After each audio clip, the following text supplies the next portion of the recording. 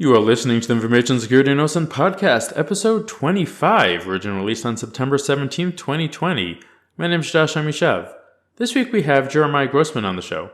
Jeremiah was the founder and CEO of White Hat Security and spent some time with Sentinel One, and today is the CEO of BitDiscovery, though I think the coolest title he's ever held was Chief Hacker at Yahoo. Today we're going to cover a couple different topics.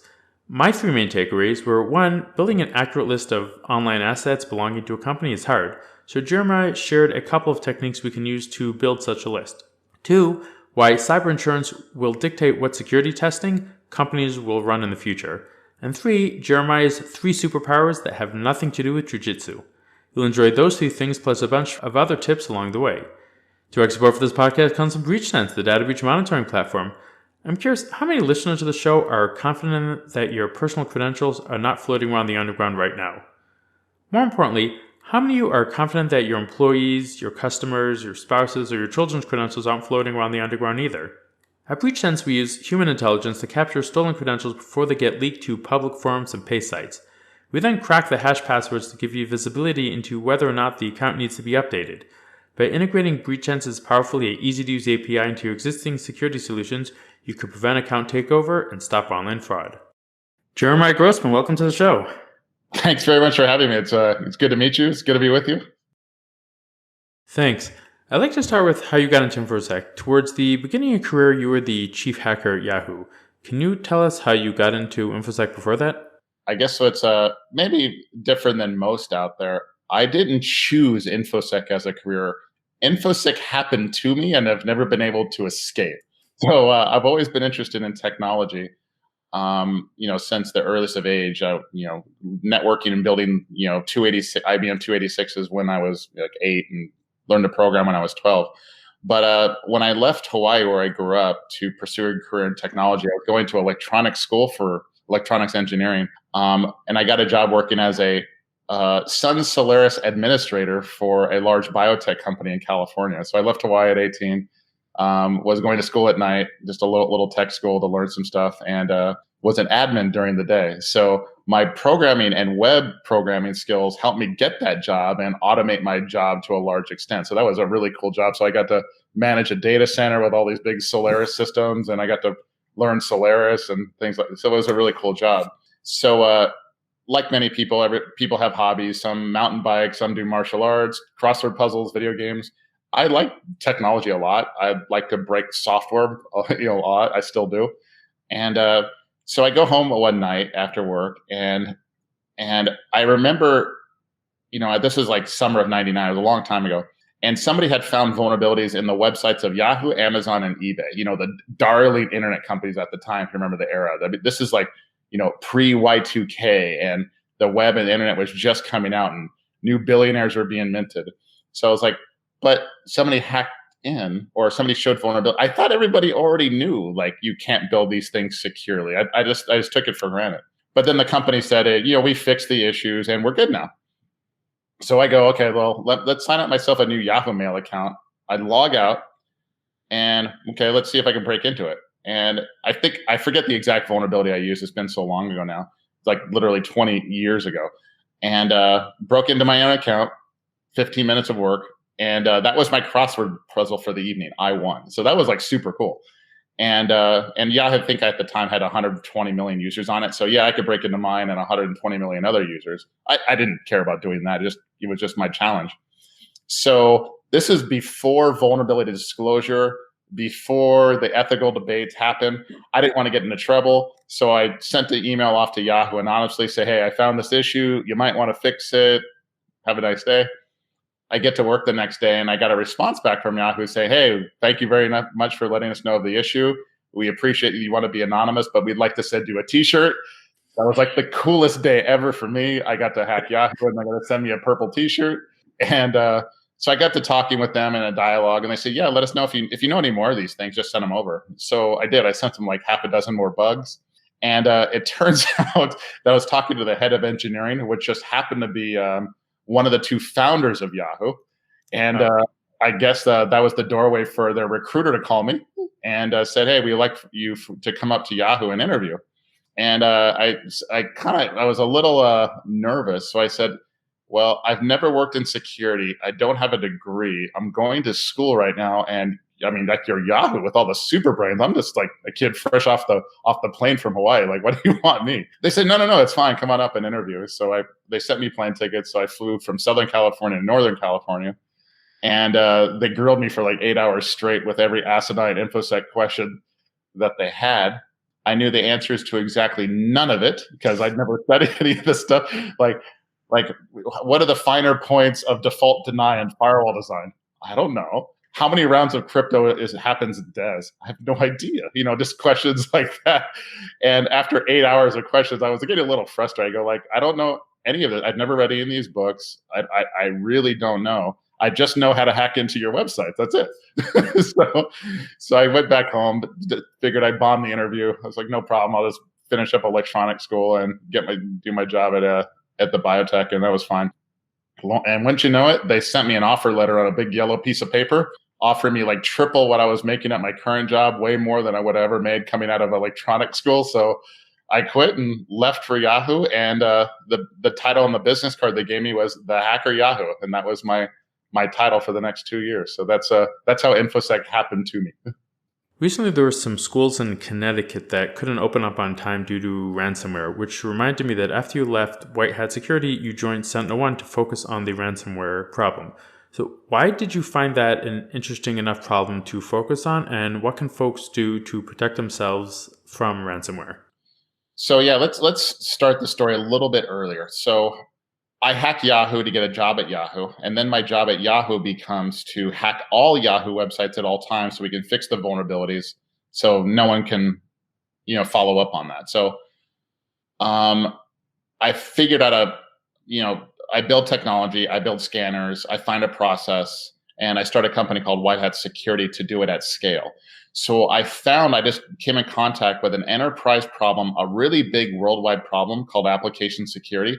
And I found a new way to solve it. And I started a company around it. So much of my career ends up being working with enterprises and trying to understand the problems and experience the problems that they're experiencing and finding new ways and new solutions to solve it. So I'm at Yahoo and I find a reason to build something called White Hat Security. And I spent 20 years in application security. After 20 years of AppSec, White Hat souls, and it's acquired and everything's right. And I got offered a job at Sentinel, and Sentinel was a new endpoint protection player. Think antivirus, but next gen antivirus. And I've always had a love-hate relationship with that market. Love it because they make a lot of money. People pay them a lot of money to solve a real problem, and hate it because we know, like everybody else in InfoSec knows, that their solutions are terrible. Like ask the average InfoSec expert if they run endpoint protection software, antivirus software. Most say no. For whatever the reason. But so when I was offered this job, I knew the solution set was important. So I was offered this job. It was kind of like a moment of choice, like go in and make a difference or shut up about this market and never look back. So I go look at the technology at Sentinel, and I'm looking at the designs, the concept behind it. And I'm like, this looks like it works. Why does this work? And I'm testing it out and I'm like, this works. Why does this work? This shouldn't work. And I'm getting closer to the tech, and I'm like, you know what? I really like to join this company. I think they can do really, really well, and I think I can make a difference. So I joined Sentinel. I read, like I always do. I read everything I could about the endpoint, protection market, about viruses and malware, because ransomware was barely a thing there. We knew it was coming, and so it goes back to your question. So what is this thing about ransomware? We never knew the timing of ransomware when that would really take off, but we knew it was probably the next type of attack that the adversary would do. Most people didn't have backups. Who better to buy the information that the adversary is stealing or encrypting than the victim themselves? So we knew it was going to happen. It was going to happen in a big way. So here's where it comes down to. What do you tell people to do? Well, you tell people to patch. You tell people to have good, effective endpoint protection software, and you tell them to have backups. All very easy to say, very difficult to do. Patching is not easy.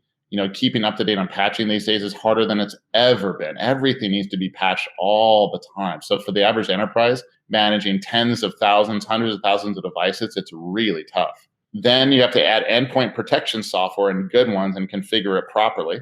And then when that's all said and done, because every protection measure fails, at some point you have to have backup so you can recover. Theoretically, that's true, but here's the thing. If ransomware breaks out on a network and you have 1,000, 2,000, 10,000 devices encrypted, recovering those machines, even if you have backups, is a difficult and time-consuming exercise while your business is shut down. So it's just not that easy.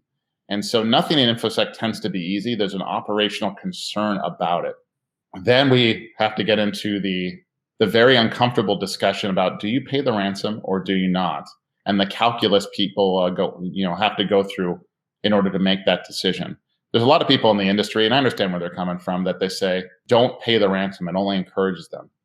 Again, that's kind of easy to say when it's not your business and it's not your patients and it's not your customers and your planes and your operations shut down. Your schools, the ones you just mentioned. If children are not going to school, just to take as a recent case, and the adversary is asking, I don't know what they're asking for, $5,000, $10,000, $100, and that's the only distance between you and getting your operations back in, you have to at least consider it in much the same way that if a loved one was kidnapped and held for ransom, which happens, do you pay or do you not? It's not just easy as saying yes or no. There's an ROI attached to it, unfortunately. Okay, so you left Sentinel-1 to start Bit Discovery. What interested you about the asset discovery problem? It's a good question. It's a fair question, but it was kind of a parallel tack. I leave White Hat and I go, I think I want to do another company one day and solve another problem. I already had it in my head. It was going to be Bit Discovery. I just didn't know the name of it. But I needed something to do and make some money in the meantime. So Sentinel-1 was a cool opportunity. So I just wanted to do it. So when I joined Sentinel-1, I told them I'll help you out for the foreseeable future. I like this work, but I will start my own company again someday. I just don't know when. That was good for them. It was good for me. And the problem that I saw at White Hat is that White Hat scans websites for a living. And the customer would say, we want to scan all our websites. And we're like, great, send us the list. And none of them would have a list. So asset inventory in our industry has been a longstanding problem since well before I was in it. That's the rule number one, find out what you own, because if you don't know what you own, you can't possibly protect it. And it's the one thing that we don't do in our industry because it's hard. Finding everything that you own that needs to be protected at whatever layer we're talking about is really, really hard. We tried and failed at White Hat at building the solutions at least 6 times before I left. Everybody in every of my peers and competitors and consultants, they all failed as well because no one had an inventory. So I wanted to solve that problem. So I spent, between myself, Robert Hansen, Arsnake, and others on the team, we spent 4 years, 5 years, 6 years developing the tech, which eventually became Bit Discovery. But if I was to stay in InfoSec, I wanted to solve a big problem, and asset inventory was as big as and important as one I could find. Okay, there are a large number of open source tools that allow you to run internet-wide scans pretty quickly. A few of them that come to mind are things like CMAP or MassScan. Why aren't companies using tools like these to create their own asset inventories? Well, they can. It's just you're not going to get very far, or at least you're not going to get all the way to solve the actual problem. And there's a couple of reasons for this. One is that you have to give these tools a little bit of seed data, an IP range or a domain name. You ask a company for their IP ranges, they won't know. Ask them for their domain names, they won't know. So you have to seed the tool with a little bit of information and hopefully that it can infer enough data to capture it all. So we kind of call this on-demand scanning. So the process is slow, tedious, and it will be rife with false positives and false negatives. You ask anybody this, I'm not stating anything controversial here. You can get a certain amount of way with a lot of work, but not all the way. And then it becomes a full-time job doing this. And then you're going to miss a lot. And what you're going to miss is the web. And because the web, you can't go from IP or IP range to DNS entries that might be in cloud service providers. Reverse DNS on the internet obviously doesn't work. So you're going to need to find as much DNS information as possible, which is outside the scope of most of these tools. So the reason those as a real solution to the problem is that they end up being too hard to use and slow. The act of getting an inventory is slow with those tools and just slow and difficult. And I wanted something fast and easy. So Robert and I are having a conversation, and I said, you know what would really make this a lot easier? And why we just need like a copy of the internet, and then we don't have to scan anymore. We can just query. And as it happens, I'm joking in 1 minute, and he's taking me seriously, and Arstic is taking me seriously in another minute. This is like the story of our working relationship. So he comes back to me 2 years later, just out of nowhere, and says, "Okay, I did it." Like, what did you do? He goes, "I got like a copy of the internet, so we can do asset inventory." And I was like, "What? What are you talking about?" He goes, "Yeah, well, I got all this Whois information here, all the possible DNS information here. We can do all this port scanning information across the internet here." Basically, I compiled everything that Google doesn't have into one master database. We're talking like hundreds of terabytes of internet data. So he goes, "Watch this." So we type in a domain name of a company, and all of a sudden, all the subdomains under that one domain pop up in an instant because we already had the data. We could, if you go, so you want everything under this IP range, just put it here, and it comes up complete with all the DNS records that pointed to them. So what we did was we just compiled a massive amount of internet data to solve the problem. And then it became much faster and easier. So now daily, we're just doing mass internet scans, and we're licensing data from others to create the largest data repository of its kind. We think, in our contention, is that's the best and easiest way to solve the problem. But it also means the tools that we mentioned, like ZMAP and others, while they're useful for their intended purpose, they're not going to be able to solve the problem in this way, which is why we thought it was a good idea to build a company around. Okay, so you mentioned that you use Whois data. Have GDPR restrictions limited your ability to correlate Whois data to find other domains owned by the same entity? Yes, it's had an effect. It's hard to quantify the effect broadly, but it's absolutely had an effect. In the same way, you have GDPR, and you also have domain privacy, like the GoDaddy's anonymous proxy thing. So those things have an effect. Fortunately, that's just one way to infer. If you believe you own this asset, whoever owns this asset also owns this asset. Domain registration data is just one way. There's at least 24 other ways. They're on the same ASN network. They're pointing to the same name server. The copyright name on the web pages are the same. They have the same tech stack. There's many other little indications that show attribution, and you want to wire them all together. So the Whois information is just one signal. And again, that's where it gets very difficult for the other tools, is on those techniques. How does a ZMAP or any of those tools infer this asset on this IP range, this IP or this domain name also owns these other ones in a completely different network segment and a completely different other part of the world? That's where they're going to be challenged, but that's the exact thing that you need to be able to create an inventory for any single company really quickly. Okay, recently there have been a lot of companies pop up in the asset discovery space. What would you say is the primary differentiator for bit discovery? I think we have the largest data set of its kind, which means we're able to create an inventory on any company very fast, very easy, faster than anybody else. I think our data fidelity is better, and also our speed is better. I can say this, but it's what our customers say when they choose us. We take a lot of pride in our data. Our data could always be better. We are always finding more ways to get data. And then once you have asset data, then the ability to fingerprint becomes important. We're getting better at that as well. For instance, an F5 vulnerability shows up, something high profile that a lot of people are exposed to. So you want to find your target acquisition list really quickly. So can we fingerprint F5 across an inventory really quickly? In most of the cases, we can. Then you have the counter examples that it's a great R&D effort, and I'll use your show as a platform to advertise it. No one in the world knows how to fingerprint Apache struts. That's how you tweeted about that. Yeah. So what we want to look at is a discrete list of assets, hundreds of thousands, millions of them, and we go, that one's struts, that one's not. It doesn't matter if it's vulnerable or not. Is it running struts? Is it not? So far, everybody from HDMore on us can't find a good way. So if you want to be like the super brain and really help out a lot of people, help us and publish a technique to fingerprint Apache struts. All right, the call's been put out. How are companies using the data? Like, are they just consuming it? They've got the front end, and then they base their patching based on that? Or what kind of interesting use cases have you seen? One use case is we want to network scan or web app scan all of it. And so they want to find the delta between what they're currently scanning and what they actually own. So one is vulnerability management. That's a use case. And does that change frequently enough that like justifies an ongoing service for them? Yeah, the inventory, well, different layers of the inventory change at different frequencies. So you add and remove assets at some frequency. Then the technology stack and patching levels of each asset, those will change a lot. So we think on a month by month basis, the inventory for any, let's say, Fortune 500 will change 1 to 5% per year. Roughly speaking, in terms of adding new assets, where assets live, it's in the cloud, is it not?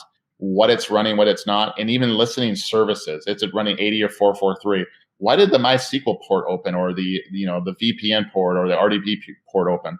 Services come and go. So it's about a 1 to 5% difference across the range, not necessarily growth or decay, just a change per month on the average Fortune 500 company.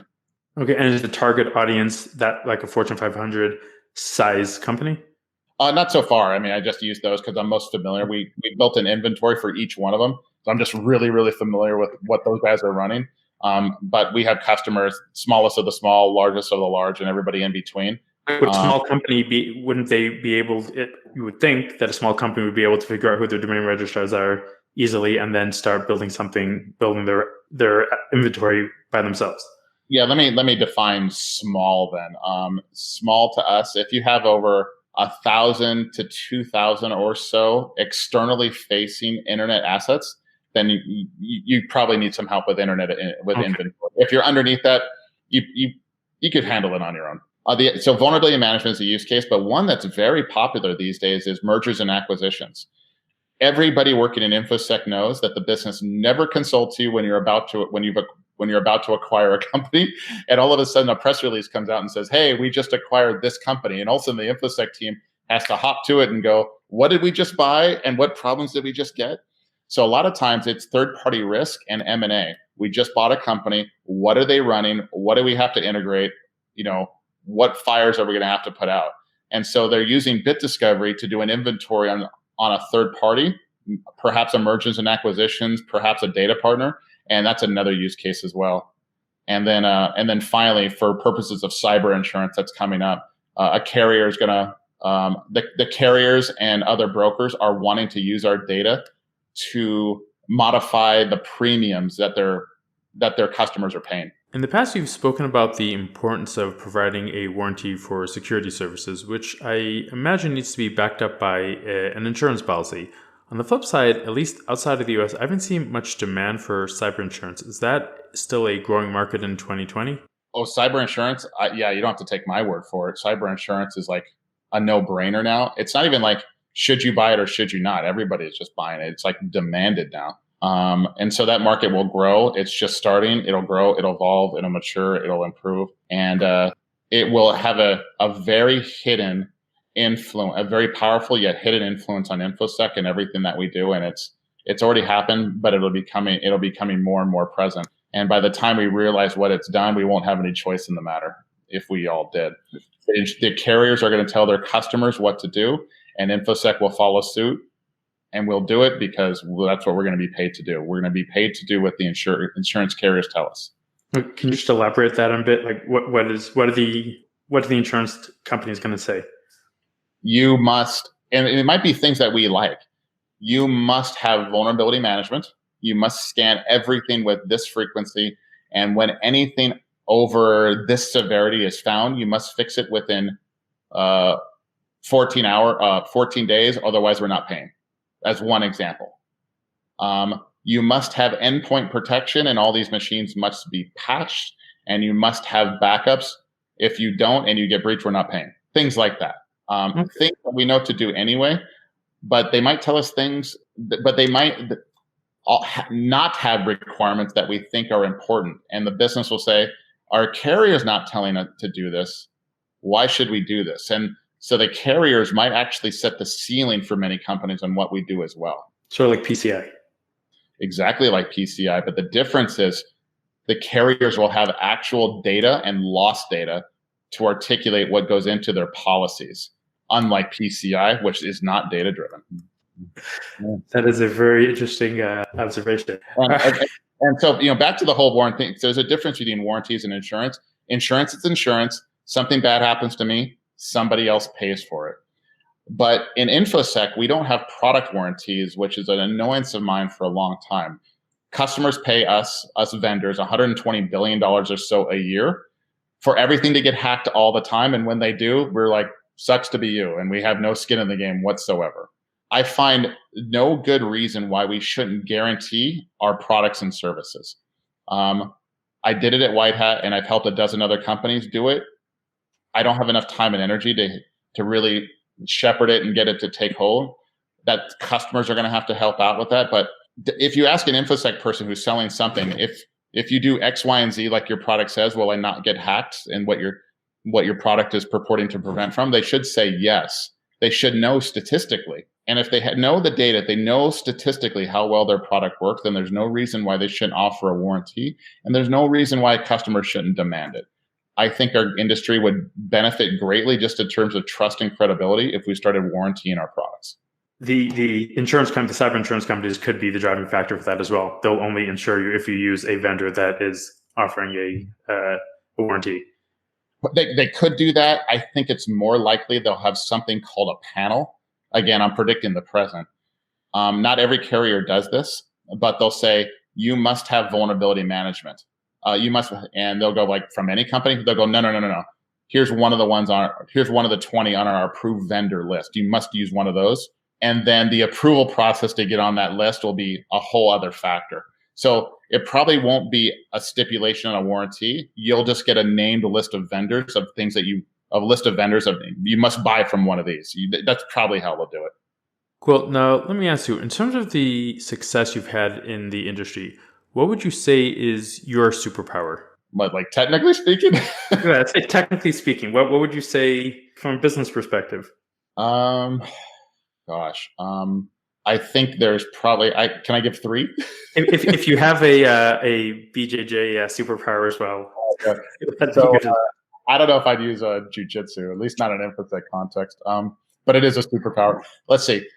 Programming as a technical power, I think is incredibly useful for every InfoSec practitioner, everybody in general. I can't tell you how, if I couldn't program and haven't been able to program, I would be like a fraction of the value I was, and I'd probably have the fraction of the success that I've had in the industry if I couldn't program. Programming is huge. It opens your eyes. It teaches you things. It allows you to scale yourself and your knowledge. I highly recommend it. Then there's the softer skills, like public speaking that we talked about earlier. I've given over 400 public presentations, but I can tell you with all sincerity, I'm a heavy introvert. Public speaking does not come naturally to me. I get insane stage fright each and every time before I go on, and the anxiety is heavy. And the only way I've ever been able to get over it is to practice. So the superpower I've had there is I've had, taking professional classes on public speaking, on writing, on diction from, true public speaking experts. So my closely guarded secret is that the superpower is, as InfoSec professionals, we have to be able to teach others what we do and why in a compelling fashion. So if you can just do your work, behind your desk, fine. But if you really want to have a maximal impact and influence others to do the right things, you should learn how to public speak, whether it's in a meeting or on stage. You don't have to do it all the time, but the ability to exchange information with others in a spoken way, I think it's a huge superpower. And the act of storytelling is huge. So that would be number two. And and then if I had to pick a third one, it's this one concept that I learned very, very well, that I, as one person, can only do so much. I can have a vision, I can have an idea, but I need to surround myself with people better, smarter, faster than myself. So if I have achieved any level of success, it's only with the assistance of many others. So surround yourself with as much good people as you can, and elevate them before you elevate yourself and just problems. And I think those are the three things, really. That's great advice. If someone wants to follow you, where's the best place? Are you on Twitter, LinkedIn? Where are you on the web? I'm on LinkedIn. I don't post there much, but I'm on LinkedIn. Twitter, I'm there. Twitter/Jeremiah G on Twitter. And I tweet, if I have interesting things to say, funny or educational, I'll put it there. So that's probably the best way to get a hold of me or to see what I'm up to.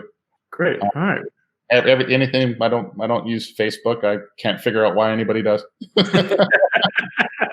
Yes. Great. All right. Well, thank you very much for coming on the show. Josh, thanks very much for your time. This was fun. All right, that's it for today. If you have any feedback or questions, you can tweet at me at Jamus, Jamusc, or email me at podcast@breachsense.io. If you got value from this episode, then please share it with a friend. See y'all next week.